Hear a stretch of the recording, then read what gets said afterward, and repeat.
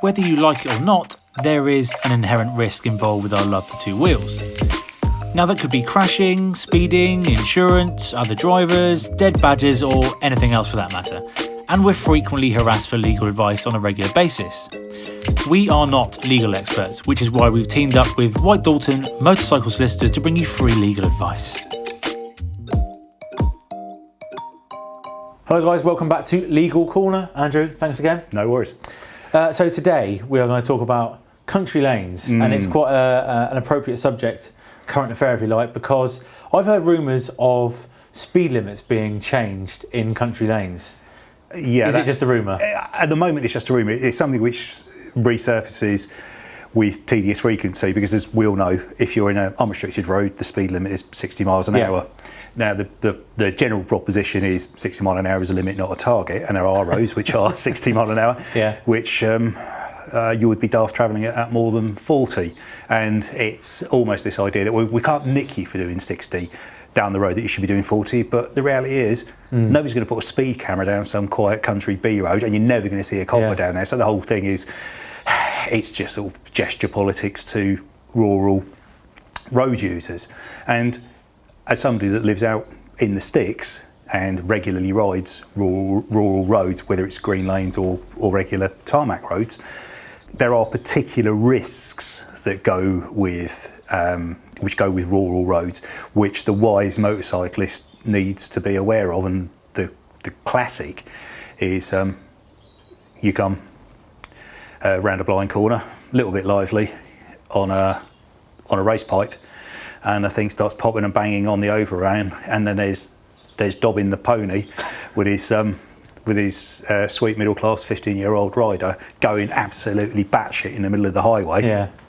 And the law is definitely on the horse rider's side. It's a fundamental jurisdictional point that we as motorcyclists, we need a licence to use the road. We are licensed to use the road. A horse rider, cyclists and pedestrians can use the road by right. They do not have to be licensed to use the roads. We do on these things. And we're vulnerable, but they're more vulnerable. Yeah, and also horses are big, frightened and as thick as mince. Horses aren't going to win any prizes for being clever. And the BA and the British Horse Society say the same thing. What you have to remember is a horse, a long, long time ago, was a prey animal about the size of a Labrador. It can't quite work out that it's half a tonne, 600 kilos of steel-shod maniac that can crush you or kill you as soon as look at you. And my bike weighs 200 kilos.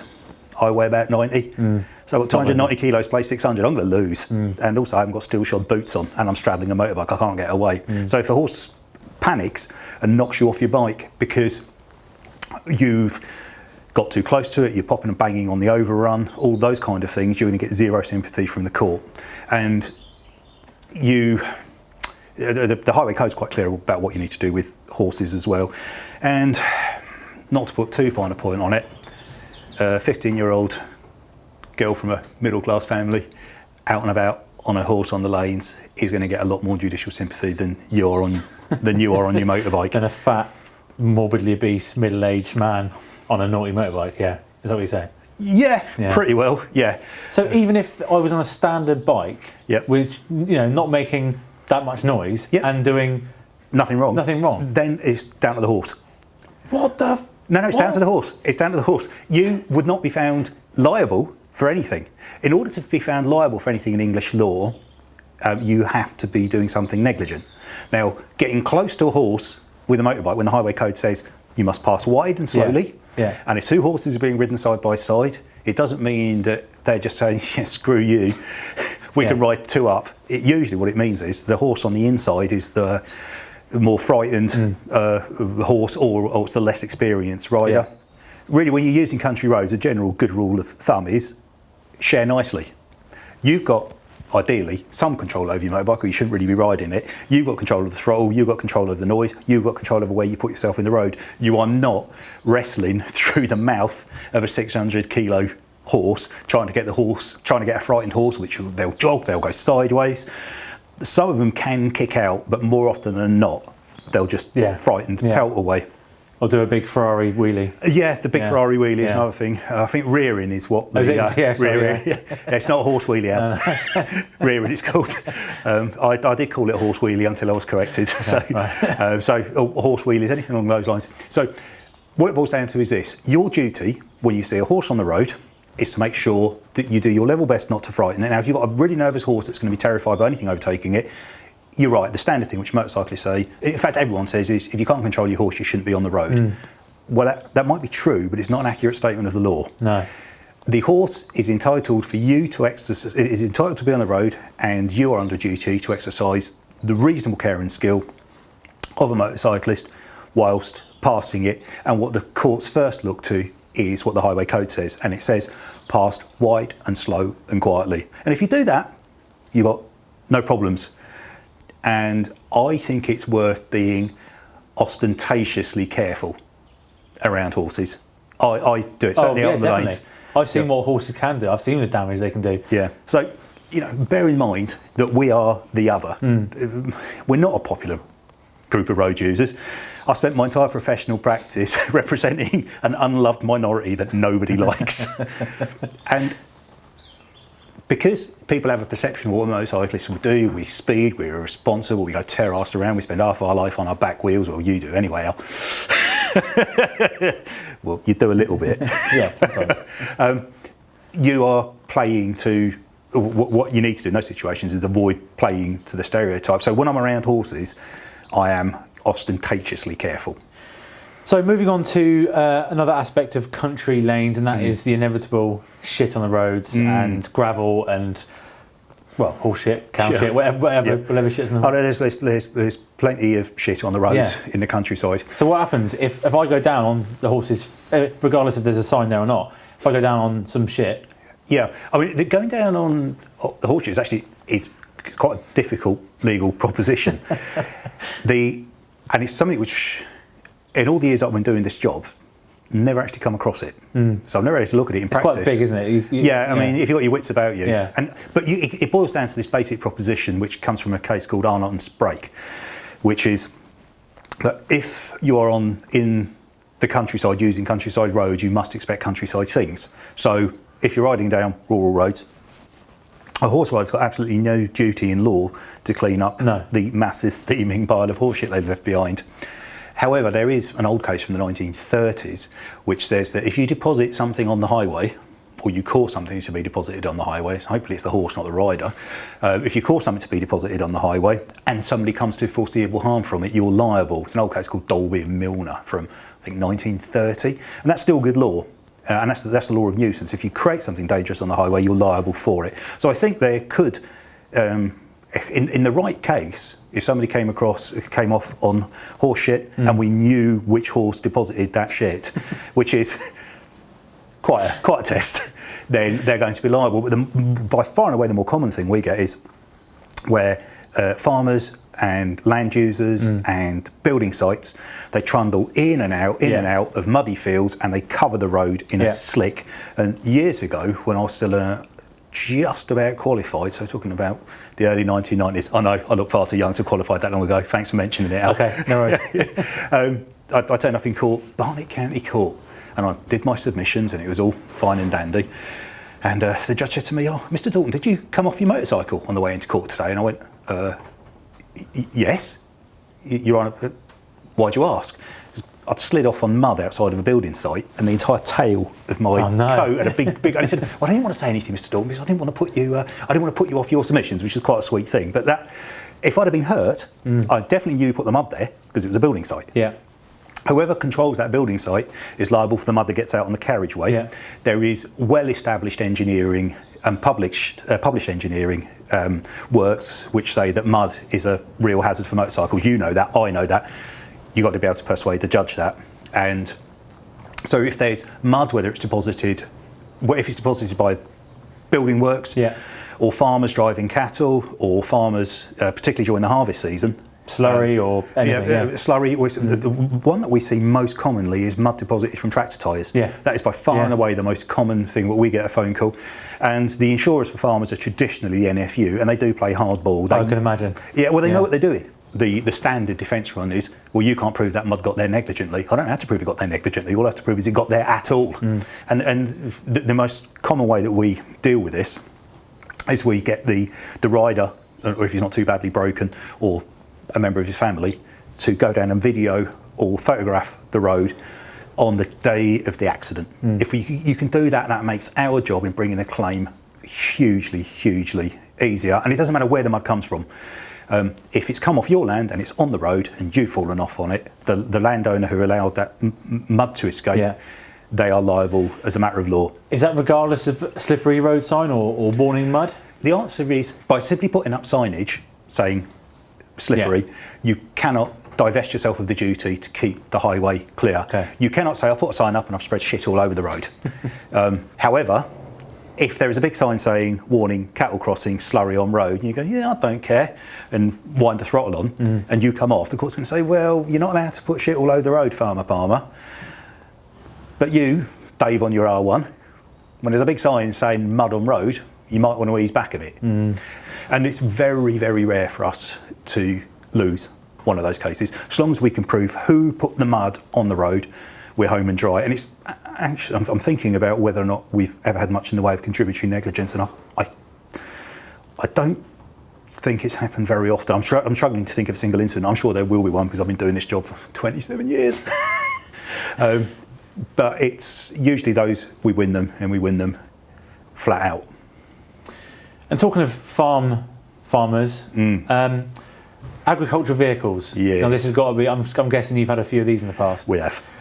What happened if I came around the corner on my bike and I wasn't doing anything ridiculous, and I came around and there was a tractor trailer trailer or a combine harvester, which I can't imagine actually, combine harvester, and I hit that, who's at fault?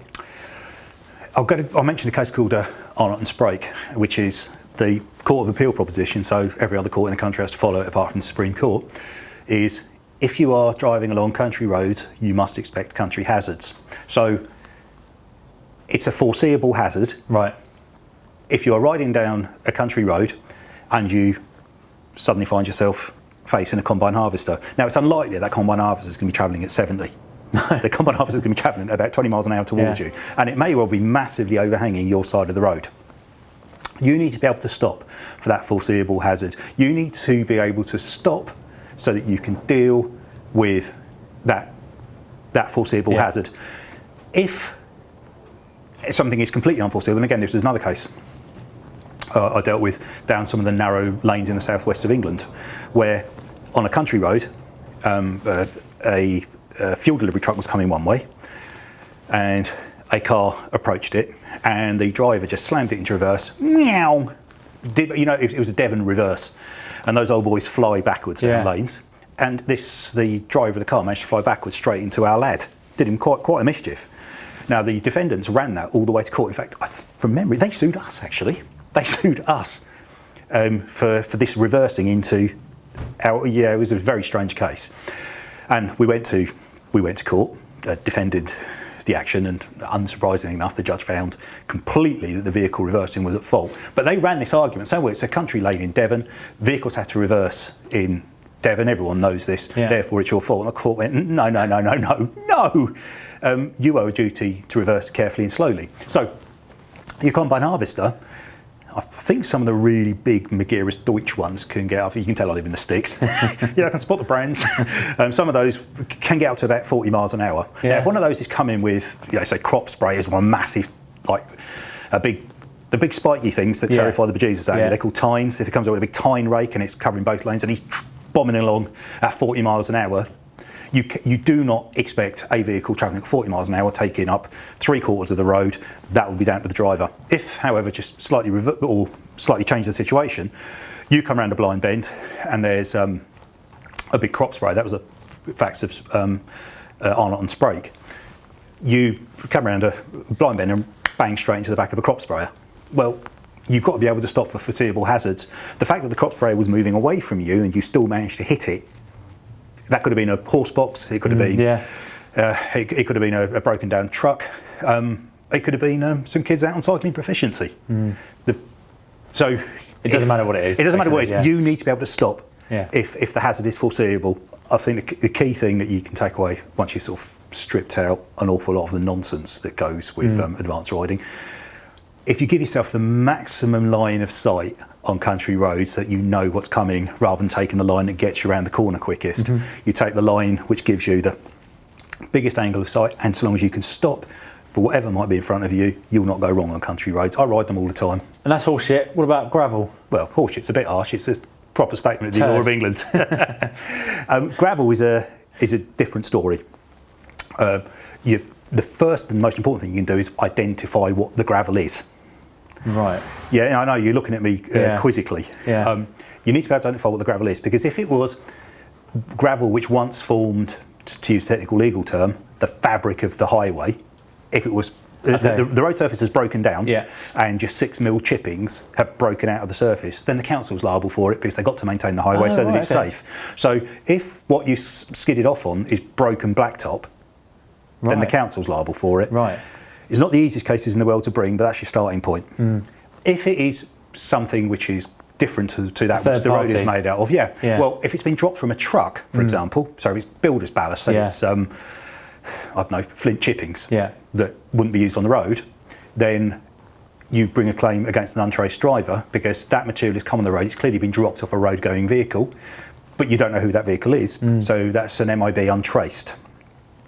The third element, which is significantly rarer, but it does happen, is if it's just material that's washed off the landscape and settled on the road. Unlucky, you're not suing anyone. So there's lots of different variables there. There are, but the key point, if you come off on gravel, do yourself a favour, because anyone that knows how to deal with these types of gravel claims will ask you the same 3 or 4 questions. Right, have you got a sample? Go and get some. 2, take some photographs. 3, be absolutely precise as to the location. Get your dustpan and hand broom out and brush up a sample. And if you can, video yourself brushing up that sample so you can show this is where I got it from. And if you can put either in a road sign or a marker or something, which quite often on the backs of, for example, chevrons, there is a locator on the back of it. So if you can show where it is, we would say find out what it is, because we send it off to our Dr. Rock, who's generally his real name isn't Dr. Rock. That'd be a cool name. But we send it off to our. He's a mining geologist, and he does a half a dozen tests, and he can say to me exactly where that rock's from. So that's the key takeaway from this. Whatever fault causes you to fall off, whether it's mud, gravel, cow shit from farmers driving their cattle across the road, get a sample, know where it's from. And if you do those 2 things, you make our job in getting you back for your damaged bike and your broken limbs massively, massively easier. You leave it for a year, it's hopeless. You need to do it there and then. You need to be quick, because you're saying, well, there's always cow shit on this stretch of road. The judge will say, yes, but you need to prove that on the day you came off your motorcycle, you came off of this substance which came from that farm. And if you can't prove those 3 things, the judge will go, well, the claim is not proven, and because we carry the burden of proof for the injured person, if we can't prove it, we lose. So you need to move quick. Cool. Thanks, Andrew. No worries at all.